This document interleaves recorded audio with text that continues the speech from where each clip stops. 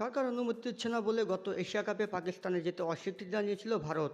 শেষমেশ হাইব্রিড মডেলে আয়োজন করা হয়েছিল এশিয়া কাপ। আগামী বছর পাকিস্তানের মাটিতে অনুষ্ঠিত হতে যাচ্ছে চ্যাম্পিয়ন ট্রফির আসর। এই টুর্নামেন্টের আগেও তালবাহানা শুরু করেছে ভারত।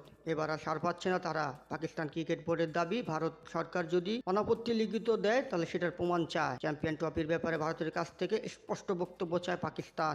যদি ভারত সরকার অনুমতি না দেয় সেটা লিখিতভাবে জানাতে হবে। এখন আইসিসির কাছে চিঠি জমা দিতে হবে ভারতীয় ক্রিকেট বোর্ডকে। টুর্নামেন্ট শুরুর 5-6 মাস আগে আইসিসির কাছে পাকিস্তান খেলতে না যাওয়ার নিজেদের পরিকল্পনার কথা জানিয়ে দেওয়া উচিত বিসিসিআইয়ের।